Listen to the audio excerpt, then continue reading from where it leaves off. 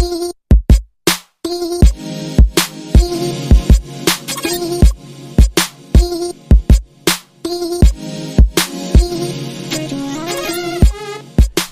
and welcome to another episode of Arena Craft, a podcast dedicated exclusively to Magic the Gathering Arena. My name is Arjuna, I'm one of your hosts, and unfortunately Covert Go Blue wasn't feeling very well today, so he's not going to be joining us, but we do have a very special guest, which I'm going to introduce to you here in just a moment. Fantastic guy phoning in all the way from across the world, so I'm super happy to have him with us. First of all, just wanted to remind you that we're nearing the end of the month, and what this means is we're going to be doing a monthly giveaway.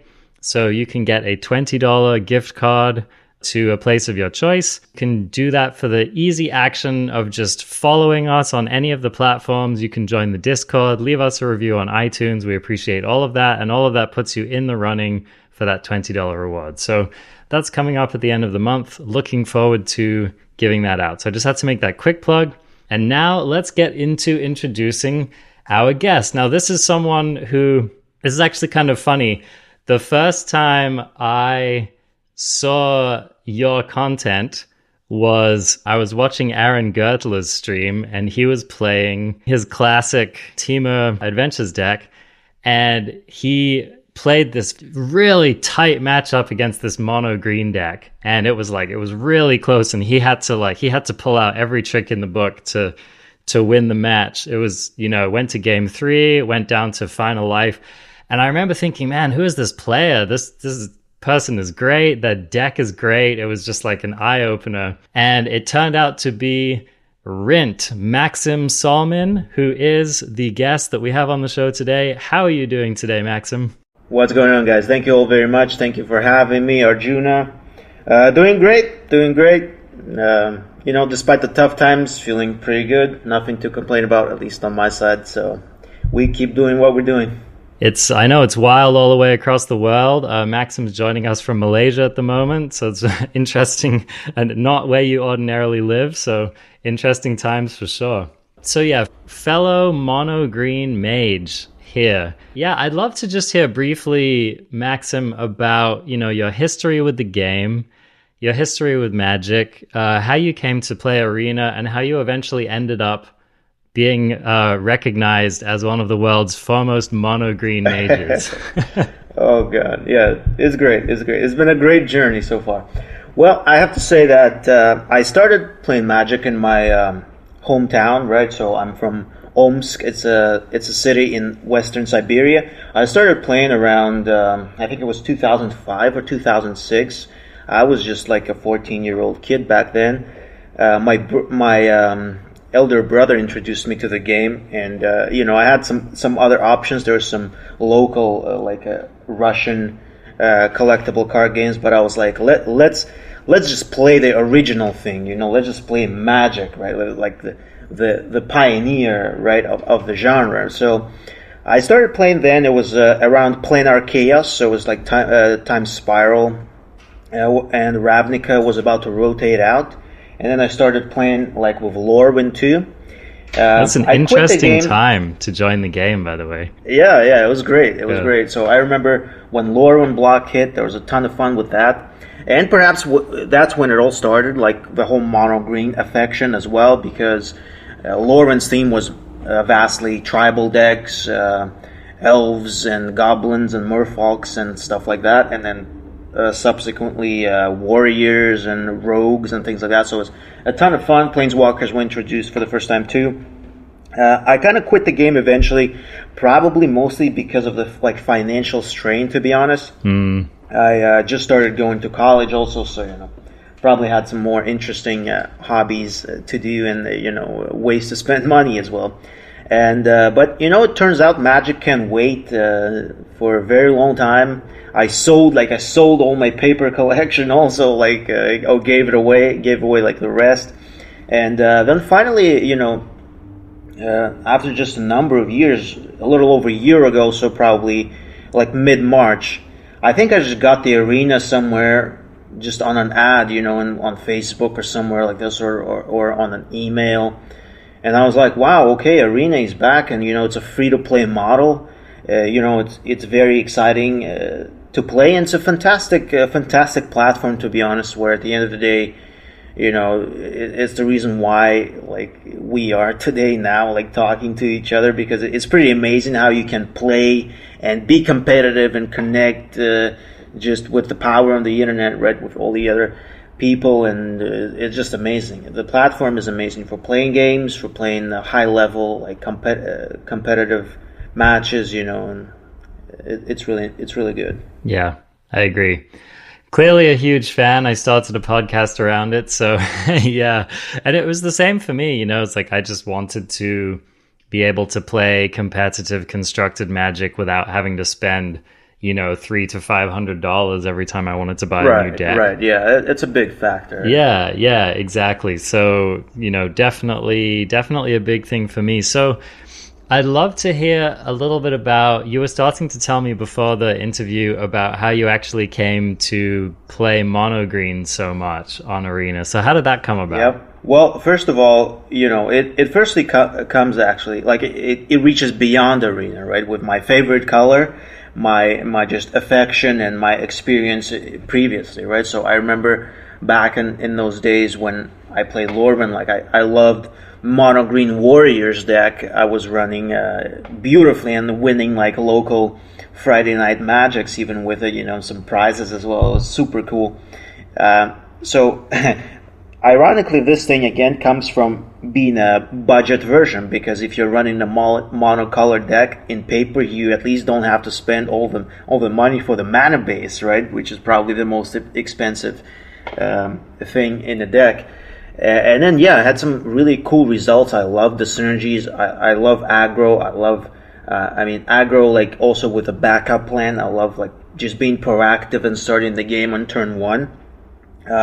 In Arena, I just realized that, wow, like the green cards are actually so awesome. It's like it was crazy. Like I saw a Steel Leaf Champion. Like, what is this? This is a 3-mana 5/4 with evasion and with Llanowar present in the format as well. I'm like, wow, I don't remember that power level back in the day. And then Galta, I'm like, are you kidding me? So yeah, it was pretty exciting. It took me a while to farm up the probably the necessary cards, because I was kind of going free to play, right? And the wild card count is pretty heavy, like the rares and mythics. And then finally, it was my first time ever hitting mythic in July last year with Monogreen. It was basically right after the release of M20, right? So when we got Barkhide Troll and Vivian as well. So yeah, that was my first ever mythic on ladder. I did not make it to the top 1200 back then, but already I started, like I was doing a lot of just grinding and understanding archetypes. It was not easy. Also, there were like vampires and Scapeshift were pretty strong decks, tier 1 decks back then. But it was all doable, and it was pretty cool. I just did not have enough time in the season, I guess, to finish in the top 1200, but it was still pretty epic. It started there for sure, and I loved it also. That's awesome. And then you've just kind of kept updating it with each new set that comes out.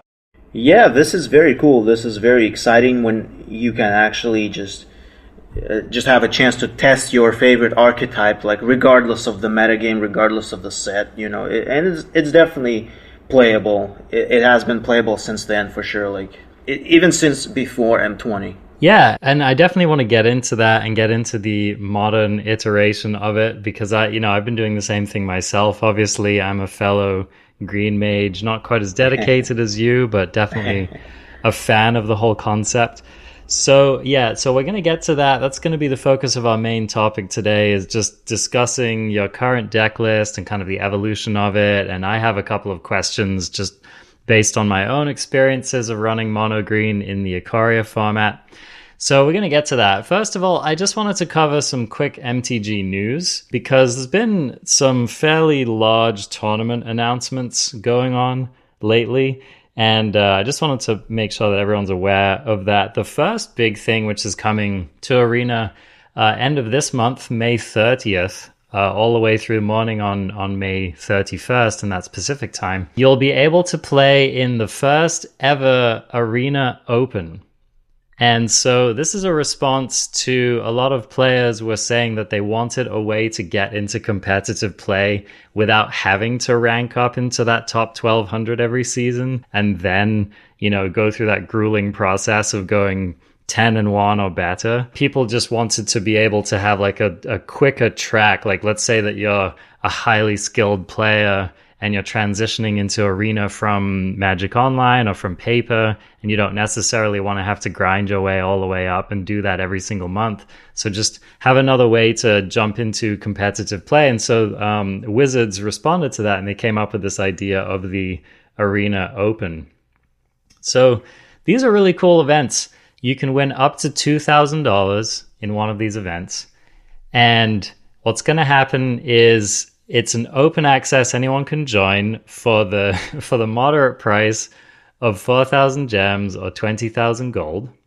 So that translates to like roughly 25 US dollars entry fee, which is reasonable. But it caused quite a stir when this was announced because the structure of it's kind of interesting. Day one is actually best of one. So basically what happens is to play in day one, you play your deck best of one, and you have to reach 7 wins before 3 losses. So it's a fairly normal arena structure. And then day two is best of 3, 7 wins before 3 losses. And then if you go all the way to 7 wins on day 2, then you can actually get that $2,000 prize. But Maxim, what did you think about this to see best of one returning to competitive arena play? Best of one is wild. I've had some interesting experiences recently, like in the past several days on stream as well. I mean, something really funny is happening there all the time, like all sorts of craziness. I mean, I have to say sadly that Monogreen perhaps is maybe it's not in the best spot for best of one, ironically, right? So it kind of turns out that you actually want to go to the sideboarding phase, and some of these games are just too wild, right? Versus Mardu Knights, versus Cycling, versus even Red Obosh can be sometimes really tough, especially if they go first. So a lot of things are determined by that. So my record with Monogreen is like close to 50-50, literally. So I think I'm at like 19 wins and 16 losses, and they usually also happen like major streaks where I went first like 9-1 and then lost 11 matches in a row, or 10 matches in a row, something like this. So I'm not really sure what's the right way of tuning that, and it's interesting.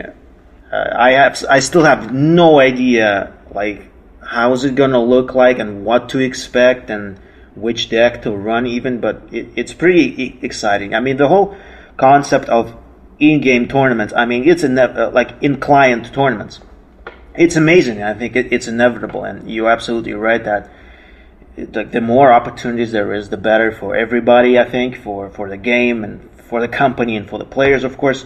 So, yeah, that's definitely a must, because, like, for me, this was my also, like, starting point. Like, I was just thinking, how do I get out there, right? How do I, if I want to be, let's say, showcase my skill or showcase whatever it is I want to. Like, I was just thinking, okay, we need to hit top 1200 every month and have a chance to play these mythic invitational qualifiers to have a good track record. But now you can start, showing off some of your sweet results, which I think is great, with these tournaments coming up, especially with the real money on the line. And I think at the end of the day, the entry fee is indeed like reasonable. Yeah. I would agree. I think, for the opportunity to win $2,000, and of course there are lower prize tiers that also pay cash from there. So I think overall that's pretty sweet, especially for resources that you can actually farm in the client yourself if you want to. So I think this is a really cool move. A lot of established competitive players have kind of raised their eyebrow at the idea of competitive best of one. But I don't know. I think it's interesting. I don't necessarily immediately write this off, especially since, as anyone who listens to this show regularly knows, that both myself and Covert Go Blue are pretty regular best of one players. And so right, yeah, and data still shows that a majority of people who play on Arena are still playing best of one. So exactly, yeah, yes, absolutely, yeah. So I think it's cool that they're doing it. I agree that as a competitive format, it has its own wrinkles, but I think that they've given you a little buffer with that. You can get 2 losses just to ease the pain a little bit. So anyway, so that's going to be interesting. Look out for that at the end of May, and I'm sure they'll be doing more of those and probably tweaking the format moving forward from that. The next thing I wanted to talk about was just that there have been some Players Tour announcements, and this has caused some controversy, and I don't particularly want to get into the controversy here on the show because, we cover exclusively Arena. And so I'll just say, like, very, very briefly that there are a lot of entrenched paper Magic players on just non-Arena Magic players who have had various issues with these announcements, because basically what Wizards has done is they've canceled the in-person Players Tour events that were scheduled for this year, and instead they've given the people who qualified for those invites to these Arena Players Tour events. They're going to be happening in June. There's going to be a number of them, and they have like a couple of sub events that are going to be paying out 150K prize pool, and then they'll have a finals which happens in July, and then that has a higher prize pool and stuff like that. So yeah, there are a lot of established paper players who are kind of upset with this, who would have rather just deferred their Players Tour invite for next year or something like that. And so I just wanted to acknowledge it. Not so much to go into it, but I feel for those players, and I think it's an interesting reflection on where organized play is going, because obviously Wizards is really pushing Arena as their flagship competitive Magic platform. So I think this, it represents a big step forward for Arena in its use as a Players Tour platform. So we'll see what Wizards chooses to do with paper Magic in the future, and I'm sure that that'll be, changing as things change in the world. Anything to add to that, Maxim? Well, of course. I mean, just look at the World Championship, right? You have the first ever World Championship that happened like pretty much exclusively on the Arena format, right? I mean, okay, like I guess the draft process was actually the original paper one, with people like picking the physical cards, but at the same time, you have to probably acknowledge the fact that at this point it's the future, right? I guess it is inevitable. But I mean, I love paper. I enjoyed playing a couple of paper events while I actually was in Bangkok in Thailand. So it's still an amazing experience. But you just have to consider the fact that the player base will be growing much bigger, and even look at the prize pool for the World Championship, right? So it's definitely like reasonable, I guess. But I mean, yeah, I'm not really sure, but again, Arena is amazing, right? For me, in my situation, and I guess for many more people. Yeah. So yeah, definitely not to downplay the struggles of paper players who have been kind of unfortunately shoehorned into a digital system they didn't necessarily sign up for. But I do think that it offers opportunities as well for Arena players such as us. So yeah, but benefits and drawbacks for sure. Okay, the final thing I wanted to talk about, and I wanted to get your opinion on here, Maxim, before we transition into our main topic, was that they've also announced the next Mythic Invitational, which is happening August 28th and 30th. That also has a 250K prize pool, US dollars, of course. And the most interesting aspect of this announcement is that this is going to be a purely historic tournament. So what do you think about this, historic coming to the competitive scene? Yeah, I mean, I kind of maybe felt that part of that decision was behind, just due to the fact that many people might not be too happy with the current state of standard, even though I'm not sure, it could be one of those things. But honestly, yeah, I was really surprised to hear that. Like, it's actually going to be historic, like Mythic Invitational. Now, that's big, right? That's really big. But I don't know. I feel like it's pretty cool. It's going to be a ton of fun for sure, because, I mean, there's still quite a long way to go for the historic metagame to shape up. I mean, there's just enough time, right? So 2 months, or even more, like 3 months basically, right? The whole summer. But yeah, I think it can be really cool. It's a very interesting decision so far. At least the historic ladder. Let's say that's the only experience I have with it. Is wow, it's really wild. It's like every match is very different. I think it's amazing. The variety is just enormous, absolutely enormous. Like every game. So and that's interesting because it also tests your different qualities, like as a player, just being able to adjust your play style and your card selection for sideboard and main deck and things like this. So you want to be just all around good, right? You can't really counter or you play the best strategy or whatever. So you have to really adjust, like on the spot sometimes, think, and it's very interesting. I think it's a pretty cool decision, I think, at this point, because soon after the rotation is going to hit standard, and I think like maybe that's the case, right? They want to spice it up a little, and historic is going to be madness. Yeah, I agree, and I mean, I think we're gonna see a massive kind of consolidation and solidification, I think, of the historic metagame over the next few months with the introduction of the evergreen ranked ladder for there. And so yeah, I'm also excited for the focus on this because I have gotten a little bit tired of standard, and it's also just nice to some of the additional cards like Ulamog they've added are really sweet, and just an opportunity to play with your older cards and with some additional cards that are just kind of added from outside the Arena client. Overall, I think that's really cool, and so I'm really looking forward to it. So we've covered that Magic news. Now I want to just get right into talking about Monogreen. So yes, this is cool. I did my episode a couple weeks ago about brewing Monogreen in the latest standard, and via various means, you and I got connected to talk about it. So here's where I wanted to start. Now, you've been doing the evolution of Monogreen for a while now, but what I noticed was I was looking at some of the lists that you were playing in, these kind of latest lists that you've been playing in various events and on stream. And I noticed that you were still running and seemed to be favoring like an Eldraine centric build of the list. And I was wondering, maybe the best way for us to go through this would be to just talk about, maybe give a brief overview of the cards that you're running in your current list, and then we can kind of talk about it from there. So what's your list looking like these days? What are you running with on the ladder?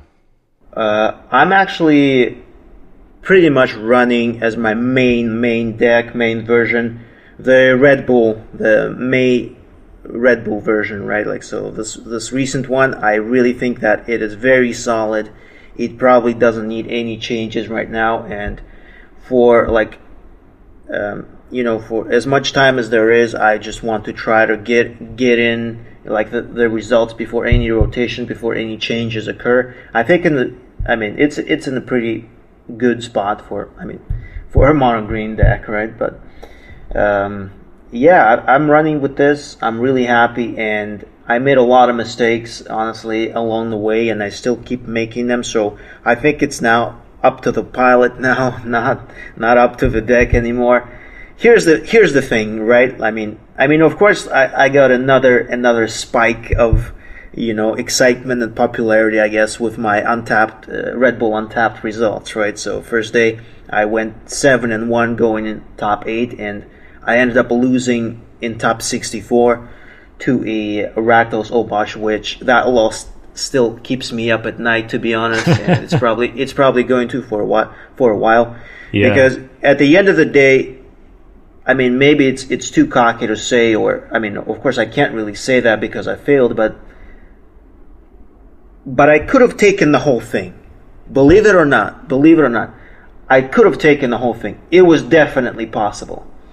100%. Azorius, Yorion, like maybe Jund sacrifice would have been very tough, but other than that, I feel like it's just wow, right? It would be so interesting to see Like, I really like threw the match pretty terribly. But then again, you realize a couple of other things along the way from a player standpoint, regardless of any deck.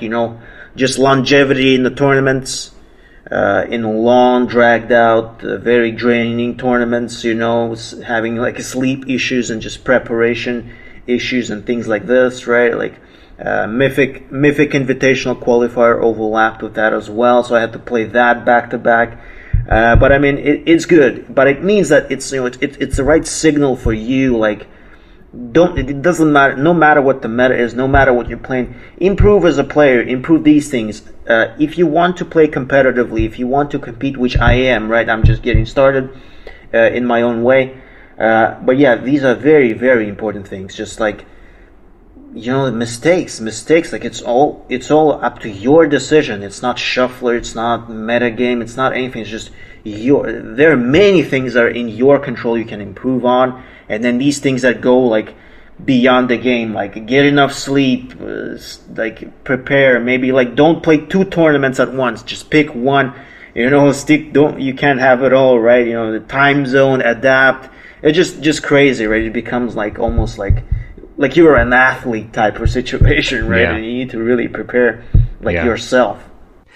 No, it's an underrated aspect of success in Magic, is just actually being able to maintain the intensity, right? And to just take care of yourself. And, you don't realize until you're really trying to push it that, your brain gets tired and your body gets tired. 100%. It's real. It's so real. Well, I'm sorry that you weren't able to take it all the way, but it's awesome that you were able to get that far and feel like you were playing a deck that was ultimately well positioned in the tournament. So, I mean, that's a huge achievement. Yeah, I think this is my biggest one so far. Yeah. So I'd love to hear, do you have available just the list of what you played at that event that you could read off for us real quick? Oh, yes, absolutely. Basically, the 1-drop package, right? I mean, is 4 Pelt Collectors, 4 Stonecoil Serpents, which quite often Stonecoil Serpent is a 1-drop as well as a 1-mana 1/1. No problem with that. Let me just ask you. I want to talk more about Stonecoil Serpent, but if you're looking at your opening hand and you don't have any other 1-drops, do you play Stonecoil Serpent as a 1-drop 100% of the time? Not 100% of the time. Okay. It depends a lot on the matchup we're up against. Let's say versus Mono Red, 1/1 Serpent is not great at all because it can't really stop Fervent Champion or the Grim Initiate, things like this, right?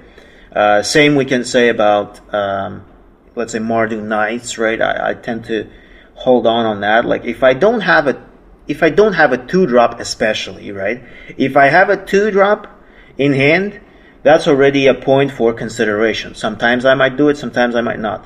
Versus any control decks with Teferi, it's an absolute must to play 1/1 Serpent because you have to have a 1-drop and a 2-drop to be able to clear out Teferi, and that's extremely important because if your strategy includes Vivian Champion of the Wild, right, you have to remove Teferi or you will probably just lose the match. That's a great point.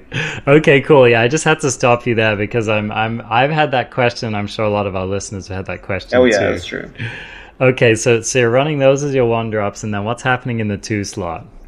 So in the 2 slot, I actually like running over 8 2-drops because, generally speaking, for any aggro deck, you want 8 to 12 1-drops, 8 to 12 2-drops, and I find that I find it also through testing, right, that probably 8 2-drops is not good enough. I mean, there's still Serpent there that kind of is so actually wonderful because it fixes any hole in your mana curve because X can be anything, right? Now, finally, I decided to stop at 10 because I just realized that having an early mutate target is very crucial. Just have something on 1 or 2 for your Gem Raiser because, of course, Gem Raiser it kind of works as a 3-drop, right? Like you consider the card as a 3-drop, but to make it very efficient, very consistent 3-drop and not a 4, it's very important to have more early mutate targets, and that's my thinking there. Because if you're stuck with gem razors that cost 4 mana, you can't play it. It's actually pretty bad. Because honestly, if you're losing a 2-drop, like starting without a 1-drop is fine, but if you skip turn 2 and skip turn 3, now that gets really bad for you in the future. That can be really problematic. Right. Okay, so in your 2-drop slot, you're running 4 Barkhide Trolls, okay, 4 Grove Chamber Guardians, and 2 Wildborn Preservers. Okay. So does this mean that you've abandoned the Wildwood tracker that you'd been playing in the past? Yeah, Wildwood tracker was pretty epic. I think even back then, it was still like Stone Cold Serpent probably should have been more favored even back then. But what I really liked about tracker in Theros standard is just that early aggression. Sometimes in the opening game, quite a few decks were not able to really stop you. Game 1, like especially quite often it was the case with Sultai Ramp. You could have just won a game with like 3 lands or 2 lands sometimes, because if you start like 1-drop, 2-drop, 2-drop, it was totally fine. It was totally fine because that extra damage, turn 1 Serpent cannot push through, right? But Tracker already adds up quite a lot. Tracker was absolutely sensational with with a follow-up of turn 2 Paradise Root, turn 3 Vivian, and you got a 4/4 Tracker attacking on turn 3. That was just insane. So that was my idea there. I mean, back then it was a little clunky with the Lovestruck Beast as well, right? Like Lovestruck Beast was such a headache. It's just incredible. I'm happy to let the card go finally and just play Gem Razor. Okay, so yeah, that's another interesting thing for sure to talk about. But one of the things I'm curious about was, how has Barkhide Troll been performing for you? Because that's a card that I'd played a lot of in Eldraine's standard. And as time went on, I felt less and less excited about it. Now, was Barkhide Troll like a hedge against Teferi? Was it a hedge against Mono Red? Like, where were you really finding Barkhide Troll to be strongest? Very early on in my Magic journey, people told me, hey, 2 mana 3/3 is really good. 1 mana 2/1 is really good. I mean, imagine like back in the day, Savannah Lions was a rare, right? And it was a 1 mana 2/1 creature like Watchwolf. I played Selesnya. My first deck ever was Selesnya. I'm like, okay, Watchwolf. I need to get Watchwolf first, right? Because it's 2 mana 3/3. Well, now not only that, now you have an ability with Hexproof. It's just something incredible, right, happening with the power level of cards in Standard. But yeah, I mean, the thing is, when you look at Monogreen, right, like people often say, I guess, it's a pretty dumb deck, right, and it's whatever. You just have to play with the biggest creature every turn, and this is how you win. I mean, it's not quite the case. But yes, anyone who's tried to play one of these decks and is faced with the decisions that you inevitably end up with will appreciate that it's actually can be quite complex. And your sequencing is important. Whether you're on the play or on the draw is very important. Exactly. So here's the thing, like, in some situations, a decision of playing turn 2 Chamber Guardian or turn 2 Barkhide Troll can win or lose you the match. It's pretty much that simple, right? It's when you think about a deck and any deck, like, you just realize, well, how do I win, right? What's the game plan? The game plan, of course, is aggressive here. We every card in the deck is basically designed to push through some damage. So I would say, like, the idea of a deck is not to play biggest creature possible every turn and hope it sticks. The biggest thing about it is attacking, right? Attacking in the most efficient way possible. And the way to achieve that goal is, of course, play creatures that are higher than average stats for the mana cost. So we have Chamber Guardian, of course, and Preserver that kind of don't really fit that strategy, but that's just because we need that I like to have that backup plan, this kind of variety. Barkhide Troll is an awesome mutate target, first of all, because that hexproof on Gem Razor is again incredibly strong. It's also a good immediate benefit there. Of course, pumping your Pelf Collector. I mean, it's a really good start. Very powerful turn 2. Now, yes, you can absolutely get to a scenario where it becomes really important when to deal with or to oppose Claim the Firstborn and Teferi as well. Right. That's what I was, one of the things that I like about Barkhide Troll is that it seems to play a strong role against so many different decks, right? Yes. For example, the red deck attacks very easily into a 2/2, but it doesn't attack easily into a 3/3, right? Yes, that's a huge point. They need help. They need help to get past the Barkhide Troll, so at the very least, you're forcing your opponent to, play a Boulder Rush or have a shock or just something else in their hand to try to kind of get the job done. Yeah, and then exactly, I do love the ability of against control. It makes it difficult for your opponent because their Teferi and their spot removal become a lot trickier. In this situation also, of course, we have Hinge, which is very important also to get a 2-drop off immediately, right? Let's say you have it in the opening hand, you play your Hinge, you can immediately play a 2-drop, which is why I think it's also important to have a healthy count of 2-drops. And of course, Vivian Arcbow Ranger, I mean, you don't really get to see it that often, right? Pumping up the Troll and Troll being able to just become unstoppable, right? Yeah. And one of the things I noticed about this list is that you're not running Paradise Druid in the current build. And I think mutate decks have typically leaned on the hexproof from the Paradise Druid to give them a safe place to do their mutate onto. And one of the things that I love about Barkhide Troll versus Paradise Druid is that you can actually attack with your mutated creature and still have hexproof available to you, whereas you lose that with the Paradise Druid. So that's kind of a big upgrade there for sure.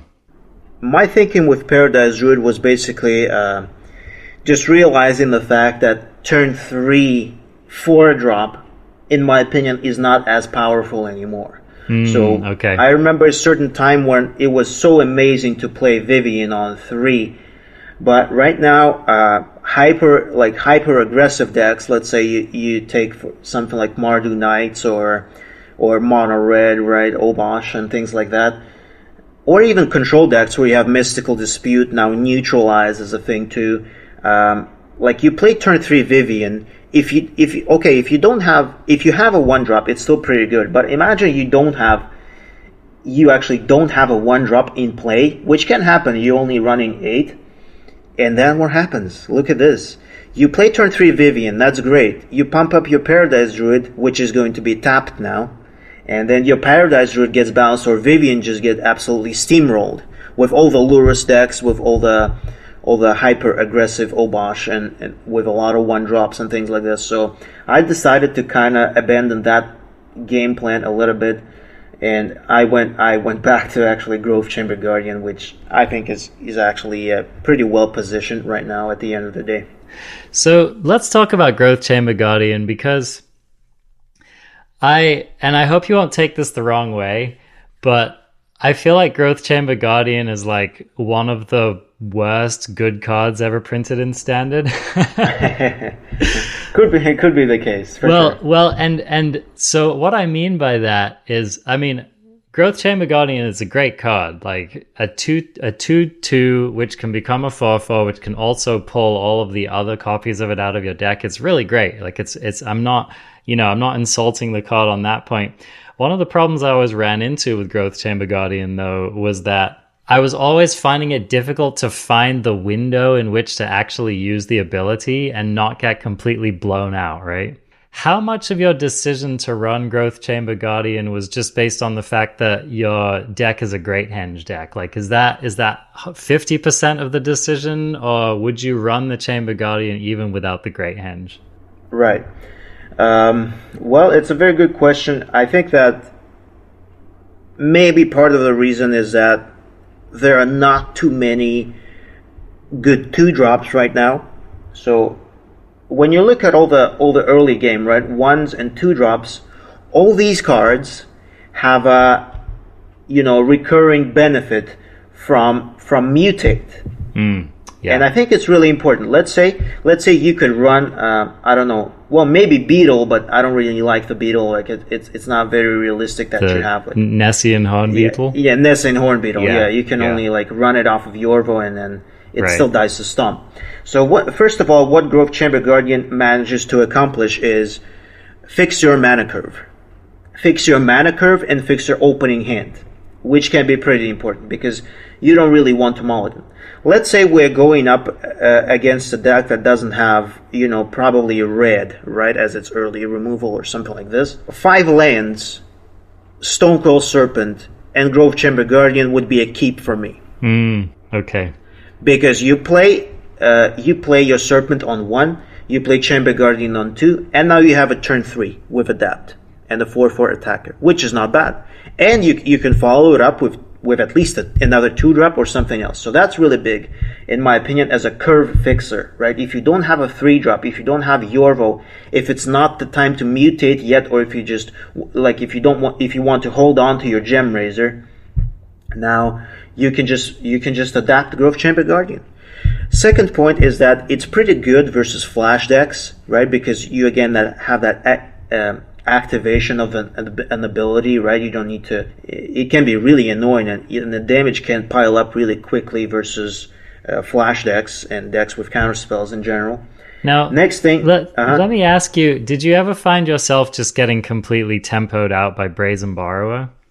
Because that was an issue I often had playing Growth Chamber Guardian against flash decks. Was that you'd tap your mana for the 3, and then they would just bounce it back to your hand, and then you were just so far behind at that point. Oh yes, no, I think it's pretty much like don't adapt it, just hold on to it, just be patient.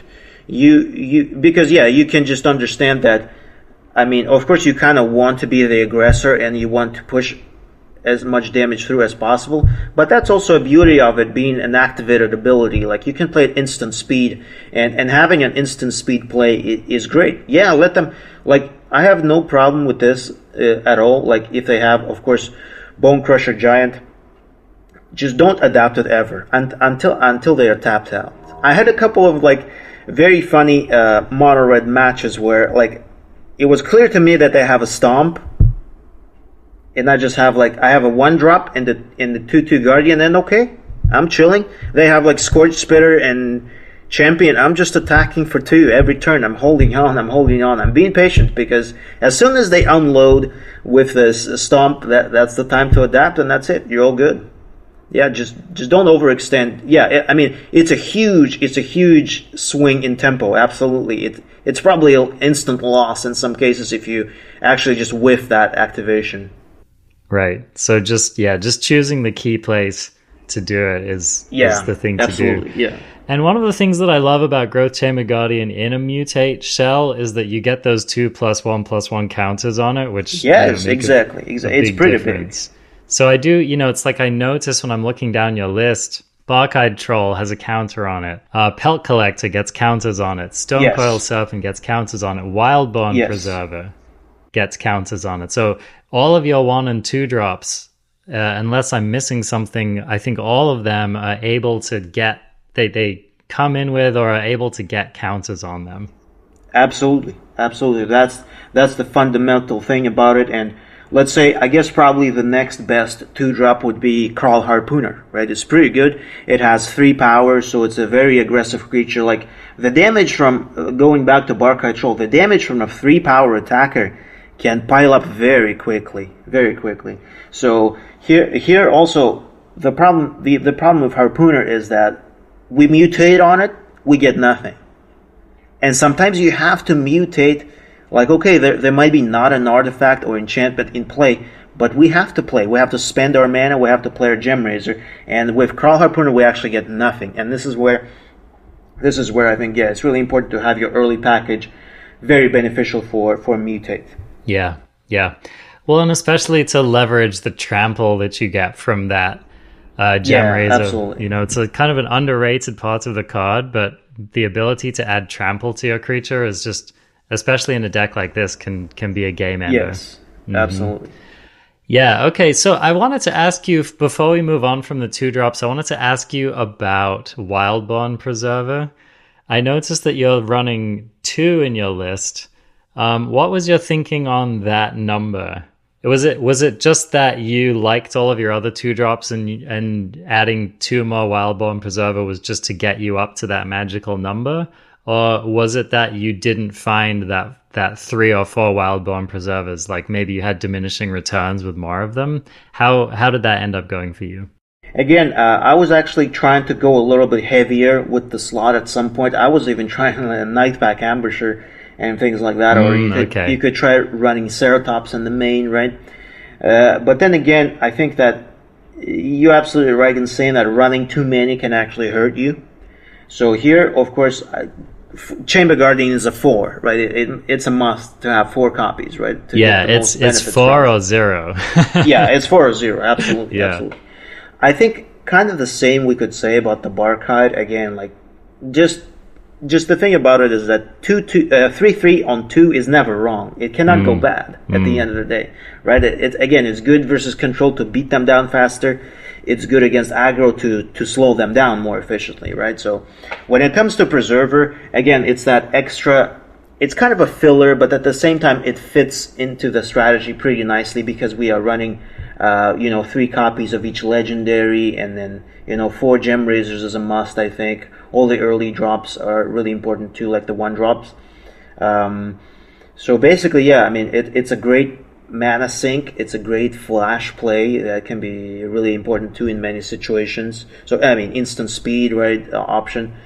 Like the only unfortunate part about it is that you can't actually use the Castle Garnberg mana to pump it even higher. Yeah. So that's the only thing that it's not there in terms of synergy. Well, I guess another big thing is Stonecoil Serpent and Yorvo, right? The Serpent doesn't pump Yorvo, which can actually be a big factor. But again, I just made this choice in favor of these 2 remaining spots, in favor of another 2-drop to again extend the number of early creatures from Mutate, right? Because 4 Gem Razors are going to be there, like they're going to be in your opening hand too. So again, it's a very very cool option also when it comes to trying to mitigate the Elspeth Conqueror's Death effects, right? So you can actually have a converted mana cost 2 creature that becomes a really big threat sometimes. Yeah. That's the nice thing about Wildborn Preserver, is that it's one of those cards where, it's a role player. Sometimes you just drop it in to kill like a Robber of the Rich or something. Yes, absolutely. Trade or in like early game. Take a spitter for free. Yeah, exactly. But then sometimes you get to the late game and all of a sudden your Preserve is like a 10/10, and that's the thing that wins you the game. So absolutely. Which I do like how another thread that I see running through this deck is just the ability for you to continue to get use out of your mana even into the late game, right? Because that's big. It's very big. Yeah, one of the issues with these mono green decks is you just run out of things to do. Yep. And so being able to, if you top deck a Pelt Collector in the middle of the game, it's terrible. But if you have your Wildborn Preserver out, then all of a sudden you can put all your mana into that. So that's kind of that's a benefit, I think. Yeah. There's a very cool synergy again with your Serpent. So let's say basically, you can kind of consider your Preserver as a haste creature at the same time, right? Because if you play it at the end of the turn, it can attack right away. And this is where it's really important, like going back to the point of the whole deck, attacking in the most efficient way, right? Like we have to attack. We don't have an out. Like we can't stomp our opponent for 2 in the face or shock him or whatever, right? We have to deliver on the attacks. And then again, there are many cool interactions with it. Like off of hinge, it's pretty cool as well. Like instant speed 3/3, good blocker, right? Good just instant speed play. And then don't forget that you can play a Stonecoil Serpent for 0. Get a trigger and pump up all the mana into your Preserver. Because this is how I missed lethal in Magic Fest online finals, like weekly championship day 2. I missed Lethal versus like Lukka Fires, actually, because I kind of automatically, okay, wait a minute, I have a I flashed in the Preserver, I think, which is a very powerful play. Let's say they Shadow the Sky. Again, a way for you to mitigate, just claim the Firstborn, Shadow the Sky as well. If they they Shadow the Sky, you answer with Preserver on an empty board, end of turn. You play a 0/0 Serpent, pump up your Preserver as much as possible, and potentially like swing for the kill, right? That's pretty sweet, actually. That's fantastic. Yeah. People, no one expects the 0 mana Stonecoil Serpent. Yeah, exactly. Well, so to be honest, also... Let me think about this. So if you have the Great Henge in play and you play Stonecoil Serpent for 0, you actually end up getting a 1/1, right?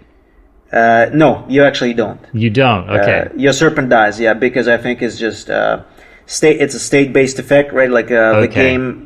According to the game rules, right, like there is a state check, right, that happens before the trigger. Okay. Your Serpent dies. However, you do get a card draw. Oh, okay. There you go. Yeah. So if you just, let's say you need all of your mana, but you just want to cycle it, that's... Right. Okay, yes. It can be the case sometimes, for sure. I actually did it last night on stream, too. Like, it was really relevant. Yeah. Because I was just I wanted to save my mana, but just kind of fish for like a ram through or a planeswalker or things like this. Yeah, so it's pretty sick. I mean, like sometimes I just realize there's so many interactions, so many like these subtle synergies that you just have to learn trial and error. Like imagine this. Imagine you have Vivien Champion of the Wild in play, right? Well, of course, provided there's no Teferi on board, because if they have Teferi established on board, you'll probably lose, right? Like when it comes to Yorion decks. But like they say, they steal your questing beast with Agent of Treachery, right? Like the trigger is on the stack. How about playing your second questing beast with Flash in response to that, and sacrificing the target with the legendary? Yeah, that's fantastic. I mean, there's so many things that are happening there. It's just sometimes unbelievable, like what you can do with the deck. Yeah, and that Vivien 3 it's Vivien Champion of the Wilds. Yeah, we'll talk about her a little bit later, but she adds such a dimension to the deck. Oh yes. Yeah, for sure. Amazing. Okay, cool. Okay, so we've covered the 2 drops. Now I wanted to get into the 3 drop slot, because this is really interesting to me. So in my experiences playing Monogreen, I've been so back and forth on Yorvo. Yeah, right. Like half the time I love it. I think it's great. It's doing work in my deck. And the other half of the time it just immediately dies to an Elspeth Conquers Death, or it gets fed to the oven, right? That feels really bad. God. You play Yorvo and you need it to stabilize the board, and it ends up dealing you 4 and going into the oven. Yeah. So I don't know. What's your experience been like running Yorvo? We finally, first of all, have Gemraiser, right? And that's an absolute game changer. When people ask me sometimes on stream, I have this question: what's the best card in the deck? And I don't know, maybe that's like a new player, maybe it doesn't matter, right? And then I start thinking, well, I mean, it's not the correct question to ask, right? Because I mean, every card has a very different application and things like this. But I'm like, oh wait, never mind. The best card in the deck is Gemraiser.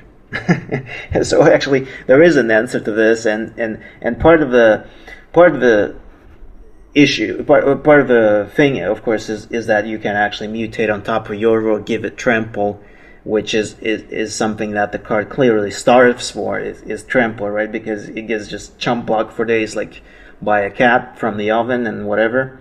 Yeah, and so this is like incredibly powerful. The only problem here, I start to just identify very often is, of course, the Teferi bounce, right? Because Teferi can answer it regardless whether you are on the draw or on the play, right? Doesn't matter if you go first. They play Teferi on 3, bounce it, and it's huge, right? It's 3 mana, just wasted, right? And it's like that's the biggest challenge for the card so far, I think. Actually, it's pretty sweet right now with just in general having the stats versus many aggros and knights and things like this. Versus mono red, it's an absolute like staple. It's been for a while, because if you get your Yorvo to like 6, the game is probably over. Yeah, because they can't ever deal with that. It.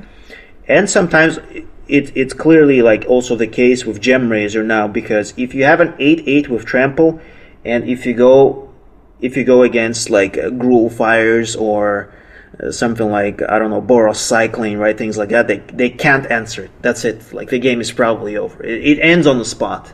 So it's also a nice hack for Henge, right? So actually, the problem with Yorvo also is that, of course, you can't play Henge on turn 4 immediately after. Like, there's no way to actually do that.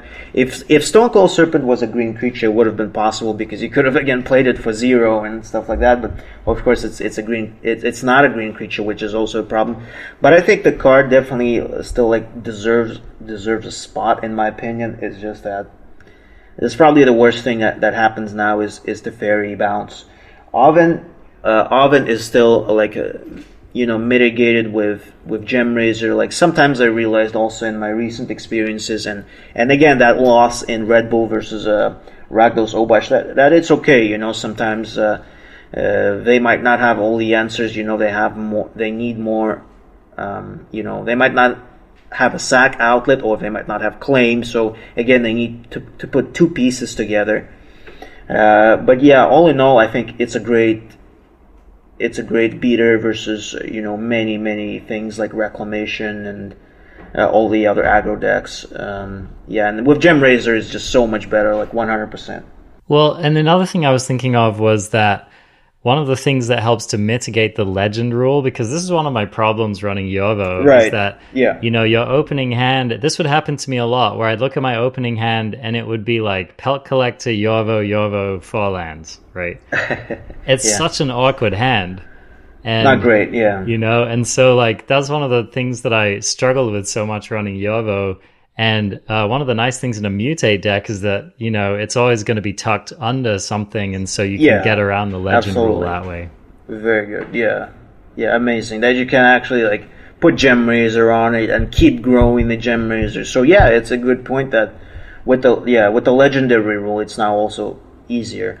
So I mean, here's the thing, right? Like the biggest thing, I guess, for the deck in general is having like Lano RLs right now would help a great deal, because again you can just start pressuring them so early with turn 2 Yorvo and things like this, and and get some damage before Teferi drops down and bounces it. I tried running Goose instead, like also, but just a little bit awkward still, like Goose being 1-off mana, and very very problematic in that sense. Yeah, and I wanted to ask you about that, but maybe now's the time, right? Yeah. Was, if you had tried either the Goose or the Arboreal Grazer right, in this deck, because I made a version, it was kind of a different mono green deck that was leaning more heavily on Mutate. Mutate, yeah. And one of the things that I loved was being able to, there's so many of these mutate creatures come down for 3, right? Gem Razor costs 3 on the mutate. Migratory Greathorn costs 3 on the mutate. So, just being able to do that, like turn 1 Goose into turn 2 Gem Razor. Oh, yes. Very sweet. Very sweet. Yeah. Well, my personal favorite, of course, is Arboreal Grazer into Migratory Greathorn. I mean, that's just an incredible beatdown plan, right? Yeah. But did you just find that these 1-mana accelerators weren't doing enough for you? Was that the reason that you kind of decided to skip on those? Right. The problem is just consistency. It kind of becomes a bit of a, definitely kind of high risk, high reward type of scenario. Definitely it's just more powerful, right? It's super powerful. Like if the Goose is fine too, right? Like, because actually you can, let's say, curve Great Torn on 2 and then follow it up with like a 4-drop even, right? Or with the Yorvo.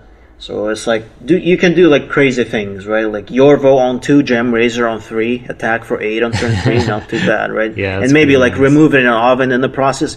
Yes, absolutely. Sometimes it can end games on the spot, but it's my experience with that sometimes has been also ramping quite a bit, right? Getting quite a bit of lands, like an unusual number of lands for a deck like this, and then actually having no follow-up, no like reasonable follow-up.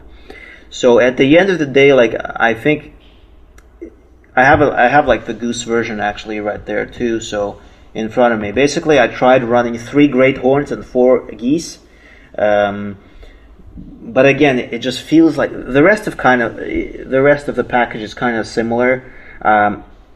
Like you can actually, of course, mitigate the Goose drawback by running Vivian and Henge, right? It's not too bad. Again, you could use it for like to pump a Preserver, to pump Yorvo, but still, I feel like just honestly, and just the philosophy of the deck, right? Just if we look into that, right? Are you really supposed to run like 0 power creatures in a deck like this? I mean, just in a vacuum, right? Probably not. That's why it was kind of my philosophy. So since I actually decided to drop Paradise Druid, I realized, well, maybe it's fine not to play any mana accelerators at all. Like Llanowar, of course, would have been perfect still, but yeah, the Goose having a one-off, when it comes to mana is pretty bad.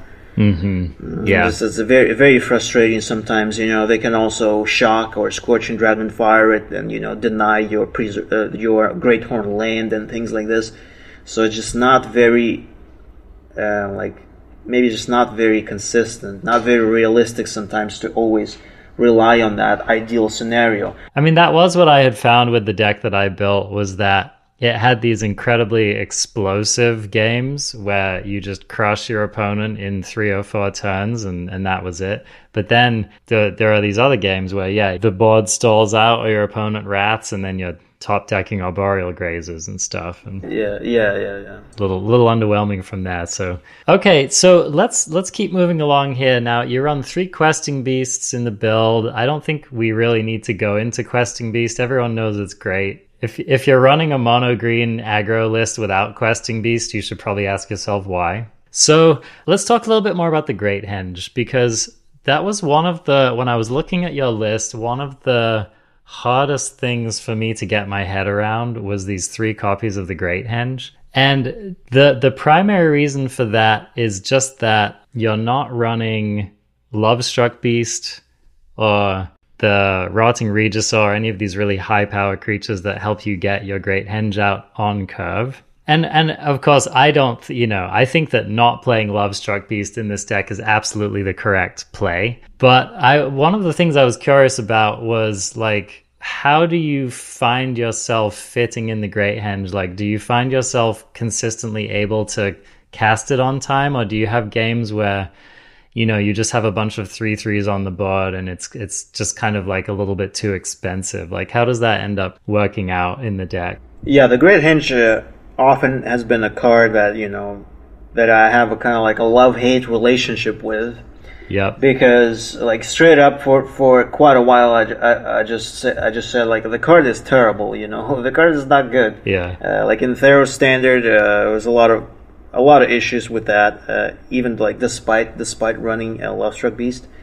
But basically the idea is that the card is on the main deck because of aggro. Basically, aggro turns you into a control deck pretty much. Like unless you really have like a super powerful Gem Razor into Yorvo on the play, you are probably gonna have to play control deck. So this is where it fixes your opening game versus all the aggro. And basically this is your only win condition. Like realistically that's pretty much your only win condition against aggro in many cases, because you just need to stabilize and then just overwhelm them. Nobody can keep up with the Henge as long as it's rolling, right? So we can totally manipulate that in a way where we mutate onto something. Let's say with Gem Razor, it can be pretty much anything, right? It could be Serpent, it could be quite often Pelt Collector or Troll. we mutate, we hang on, and we can actually play Henge on 4. So what I realized is actually Gem Razor, again, it's a very good hack for the Henge, because quite often you can play it for very cheap. Like, I noticed that in many cases, even before, like versus Karuga Fires and things like this, I'm like, oh wow, I actually have like a 6/6 Gem Razor, and I'm just playing my Henge for 3 and playing another decent threat with that. And this is where you get to go off. Like, if you can actually stabilize and get some creatures going as well, which is where, of course, Chamber Guardian helps with that a lot. You're just gonna dominate the match from that point. So your main plan for getting Henge out on time is just mutating, maybe growing your Yarvo, stuff like that. Yeah, turn 5 works fine as well. It just depends on how much. Just you want to kind of prevent as much early damage as possible. So you want to really like stall, and just survive as much as you can, right? So sometimes if you have just one creature off of Henge, it's okay. You can afford some chump blocks even here and there. It's not a problem. But just focus on trying to getting to Henge first, and then you can take it from there. Like, you can just pull out wins versus anything. Like, it pretty much ends it, because it ends matches versus Obosh and Lurus decks as well. Any aggro, like, except cycling. This is like the only issue with that is cycling. Yeah. Quite often I managed to stabilize with the Henge, but then I was not able to just go through. Which is why, also if it comes to the sideboarding plan, it will be a little bit different versus cycling. But other than that, like versus any type of aggro decks, Henge is your number one solution, just a lifeline, right? Because all you have to do is just get there and, not die perhaps on the turn right after that.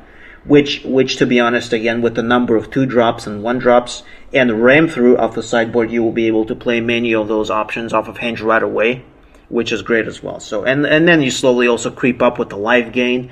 So sometimes you manage to overwhelm even something like some early powerful strategies like the mono white auras thing, right? Again, the game plan is literally the same. You can stabilize, you can dig for your for your Gem Razors, for trample, right, and then slowly rebuild and start going on the offense. Yeah. So I assume that maybe you aggressively bought out the Great Henge in your Teferi matchups or in absolutely, yes. Yeah, like any deck running white. The Elspeth Conquers Death, I'm sure is yes, 100%. How about opposing Gem Razors? Has that been a problem?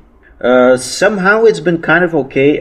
Part of the reason is because probably Stonecoil Serpent will be that target that's going to absorb that ability quite often. Okay. So it's actually nice. It's actually nice to have the multiple threads. Artifact threads, right? So actually, it works pretty fine. Somehow, I was not terribly blown up. It is a little tricky though, but at the same time. It's not too bad. I think just from my experience, it's been fine. Okay, now before we go here, I could talk with you about Monogreen all day here. So before we go here, I just want to quickly take a look at your Planeswalkers. I noticed that you're running Vivian Arkbow Ranger in the main, 3 copies, and I think that this is this one probably doesn't need that much explanation. If you just read the card, it's kind of everything this deck wants to do. And it also gives you that valuable removal. Sometimes you just need to actually kill something your opponent's doing, and Vivian is a really great way to do that. So I'm going to skip over that one a little bit, because that's kind of old tech. It's good tech, but it's old tech. But let's talk a little bit about this Vivian Champion of the Wilds. So just to familiarize you, I'm going to read this card because I think a lot of people aren't very familiar with it. So it's a Planeswalker, costs 2 and a green, so only 3 mana. It's a 4 loyalty Planeswalker. It says you may cast creature spells as though they had flash, which I'm sure is 50% of the reason you're running this card. Then it has +1 until your next turn. Up to 1 target creature gains vigilance and reach, which I'm sure isn't really the main draw here, but -2. Look at the top 3 cards of your library, exile 1 face down, and put the rest on the bottom of your library in any order. For as long as it remains exiled, you may look at that card and you may cast it if it's a creature card. So talk us through, why are you running these main deck, and why is it so key to your game plan?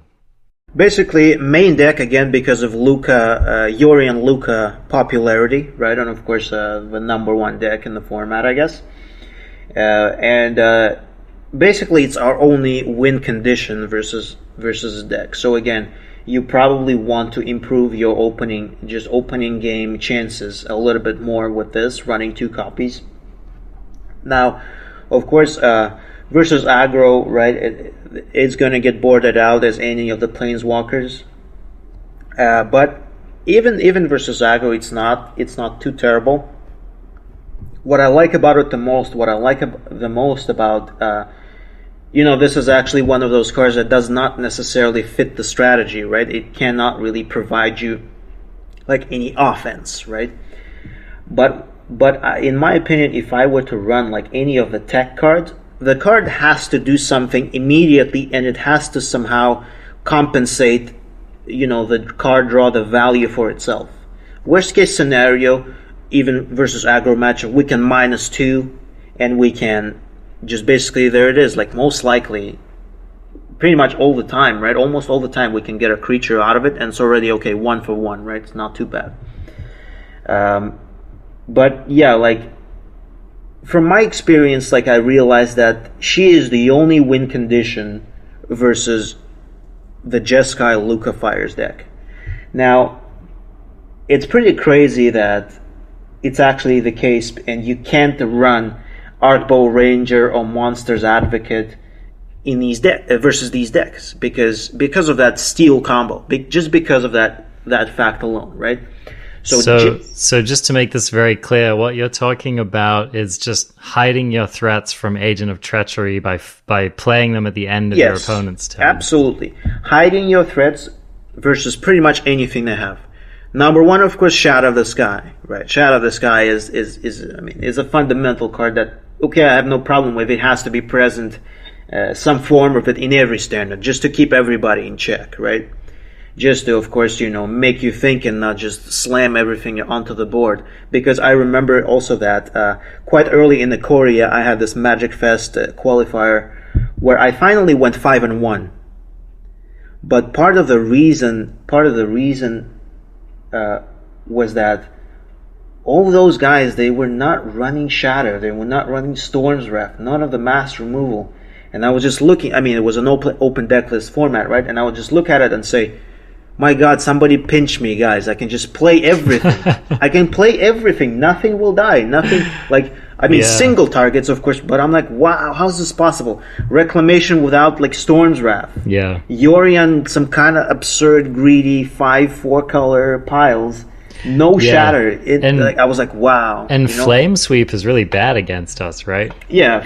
Flame Sweep is not problematic, right? Yeah. So maybe Flame Sweep expansion is pretty good, but that's already very contingent. So of course it's a number one tool versus Shadow of the Sky, 100%. Having to actually just flash in everything, is so good. So good, especially since they can't really pressure it, right? So why do we take out Planeswalkers every time? Because, versus aggro, they take it for free, right? They kill it for free pretty much with Fervent Champions and things like this with minimal resources. But versus all the heavy control decks, Planeswalkers are a must. Planeswalkers is how you win. Since Theros, right? You win with turn 3 Vivian, right? You win with turn 4 Vivian, whatever. The thing is, right, if they Shatter, you still have a Planeswalker in play. If you have, whatever it is, it doesn't really matter if it's Nissa or Vivian Monsters Advocate or Archbow Ranger, you always have a presence.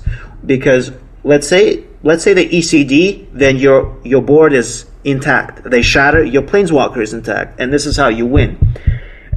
But in this situation, when we are dealing with Lukka Fires, you cannot actually do that, because if they just steal your Planeswalker, it's probably over. Because if they steal something that strong as Archbow Rangers start plussing their agent and whatever, it's going to be a 4 or 5 agent immediately, at least, right? Or simply they will just ECD with Yorion, right? They will do multiple ECDs. That can be pretty bad. But of course, the main reason is the combo.